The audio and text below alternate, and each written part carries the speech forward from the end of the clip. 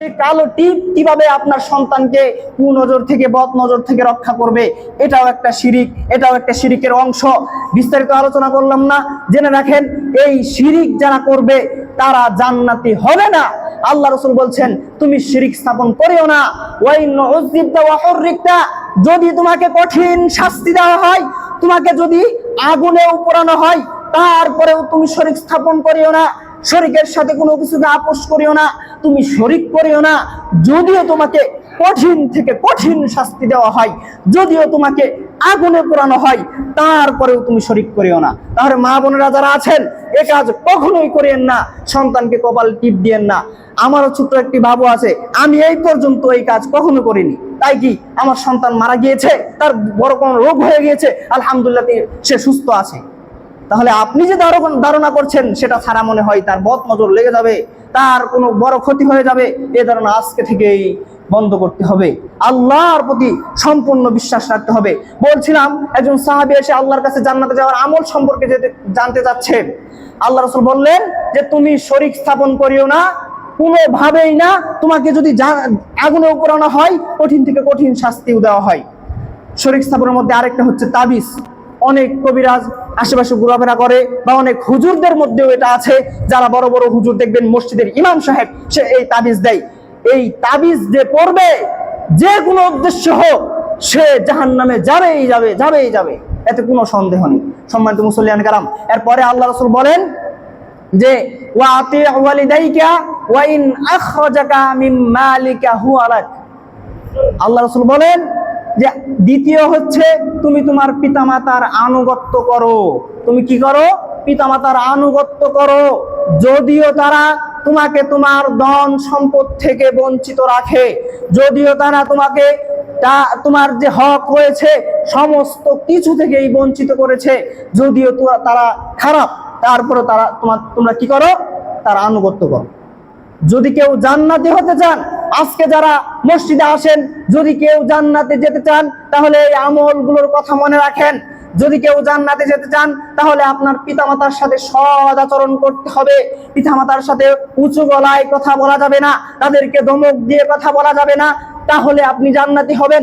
অন্যথায় আল্লাহ রাসূল বলছেন যে তারা যদি তোমাকে ধন সম্পদ থেকেও বঞ্চিত করে, বড় ভাই এবং ছোট ভাই, এর মধ্যে বড় ভাইকে তাদের পিতামাতা ধন সম্পদের দিকে অনেক বেশি দিয়ে দিয়েছে, ছোট ভাইকে ঠকিয়েছে, এমনও যদি হয়, তারপরও আল্লাহ রাসূল বলছেন যে তোমরা তোমাদের পিতামাতার আনুগত্য করো, তারপরও তাদের আনুগত্য করো, তাতেই তোমার কল্যাণ রয়েছে। সর্বশেষ আল্লাহ রাসূল বলেন যে আর ইচ্ছাকৃত সালাত ত্যাগ করিও না। কি করিও না? ইচ্ছাকৃত সালাত ত্যাগ করিও না। যদি ইচ্ছাকৃত কেউ সালাত ত্যাগ করে, তাহলে আল্লাহ তার উপর থেকে জিম্মা উঠিয়ে নেয়। কি উঠিয়ে নেয়? জিম্মা উঠিয়ে নেয়। তাহলে উক্ত হাদিস দ্বারা আমরা বুঝতে পারলাম যে একজন ব্যক্তি যদি জান্নাতি হতে চায়, তাহলে সেই সাহাবীকে আল্লাহ রাসূল যে আমলগুলো শিক্ষা দিলেন, সেই একই আমল আপনার আমার মধ্যে থাকা জরুরি কিনা? অবশ্যই। এজন্য শিরিক ছেড়ে দিতে হবে, পিতামাতার আনুগত্য করতে হবে, এবং আপনাকে সঠিক সময়ে সালাত আদায় করতে হবে। ইচ্ছাকৃত সালাত ত্যাগ করা যাবে না। বলছিলাম সালাত সম্পর্কে, সালাতের গুরুত্ব সম্পর্কে বলতে গিয়ে এই হাদিস সামনে আসলো। তাহলে আমরা জান্নাতে যেতে চাই, আমাদেরকে এই আমলগুলো অবশ্যই করতে হবে, অবশ্যই এই আমলগুলো করতে হবে। আল্লাহ যেন আমাদেরকে সঠিকভাবে সঠিক আমল করে জান্নাতে যাওয়ার তৌফিক দান করে সকলে আল্লাহুম্মা আমিন। আমরা যেন 5 ওয়াক্ত সালাত সঠিকভাবে, সঠিক নিয়মে, সঠিক সময়ে আদায় করতে পারি, সকলে আল্লাহুম্মা আমিন। সম্মানিত মুসল্লিয়ানে কেরাম, বলছিলাম সালাত সম্পর্কে। আল্লাহ রাসূল সাল্লাল্লাহু আলাইহি সাল্লাম এবং তার সাহাবীরা যারা সালাত সঠিক সময়ে আদায় করে না, বা যারা সালাত আদায় করে না, তাদেরকে কাফের মনে করতেন। এ মর্মে হাদিসে এসেছে, ওয়ান আব্দুল্লাহ আন শাকীকিল উকাইলি রাদিয়াল্লাহু তাআলা আনহু বলেন, ক্বালা কানা আসহাবু মুহাম্মাদিন সাল্লাল্লাহু আলাইহি ওয়াসাল্লাম, যে আল্লাহ রাসূলের সাহাবীরা কি করতেন না? লা ইয়ারাউনা শাইআন, এই ধারণা করতেন না, মিন আমালি তারকুহু কুফরুন গায়রুস সালাহ, আমালিহি গায়রুস সালাহ, যে সেই ব্যক্তিকে কাফের মনে করতেন না, সেই ব্যক্তিকে কাফের মনে করতেন যে ব্যক্তি সালাত ছেড়ে দেয়।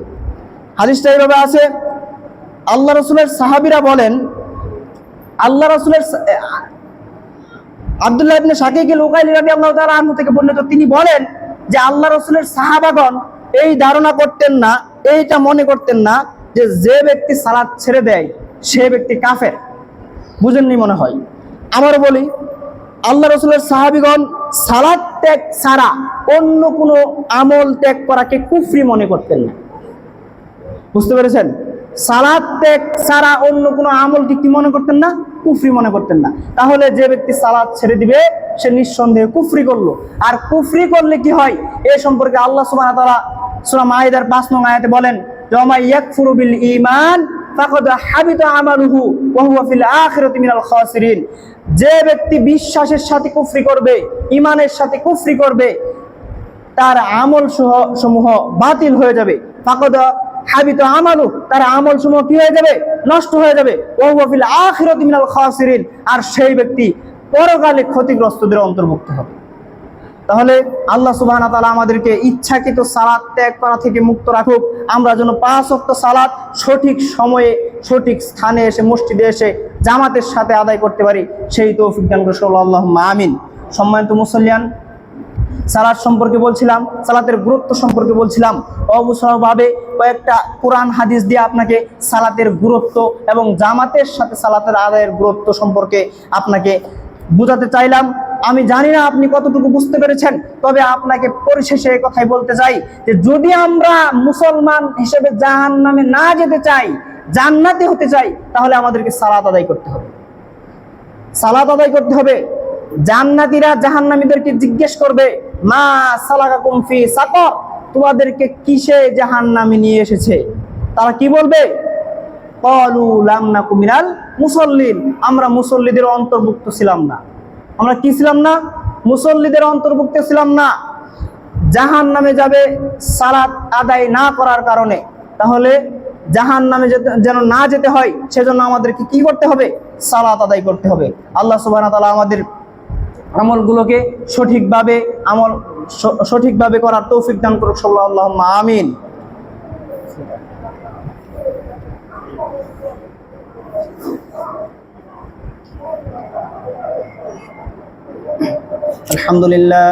আলহামদুলিল্লাহ নাহমাদুহু ওয়া নাস্তাঈনুহু ওয়া নাস্তাগফিরুহু ওয়া নাউযু বিল্লাহি মিন শুরুরি আনফুসিনা ওয়া মিন সাইয়্যাতি আ'মালিনা মান ইয়াহদিহিল্লাহু ফালা মুদিল্লা লাহু ওয়া মান ইউদ্লিলহু ফালা হাদিয়া লাহু ওয়া আশহাদু আল লা ইলাহা ইল্লাল্লাহু ওয়াহদাহু লা শারীকা লাহু ওয়া আশহাদু আন্না মুহাম্মাদান আবদুহু ওয়া রাসূলুহু। আম্মা বা'দ। أعوذ بالله من الشيطان الرجيم. بسم الله الرحمن الرحيم. إن الصلاة تنهى عن الفحشاء والمنكر. আলহামদুলিল্লাহ। সম্মানিত মুসল্লিয়ান কেরাম, খুতবার বিষয় ছিল সালাত, সালাতের গুরুত্ব এবং সালাত সঠিকভাবে আদায়ের গুরুত্ব সম্পর্কে কোরআন এবং সহিহ হাদিস থেকে আপনাদের সামনে কথা বলার চেষ্টা করেছি। আমার আলোচনায় যদি কোনো ভুল থাকে আল্লাহ যেন আমাকে মাফ করেন এবং আপনাদেরকে যেন সঠিকটা আমল করার, সঠিকটা জানার তৌফিক দান করেন এবং আমাকেও সেটা তৌফিক দান করেন। আমিন। সম্মানিত মুসল্লিয়ান কেরাম, সালাত আদায় করলে আমাদের কি ফায়দা রয়েছে, কি লাভ রয়েছে? আল্লাহ সুবহানাহু ওয়া তাআলা বলেন, ইন্নাস সালাতা তানহা আনিল ফাহশাই ওয়াল মুনকার। নিশ্চয় সালাত তোমাকে অশ্লীল, বেহায়াপনা, খারাপ কাজ থেকে বিরত রাখবে।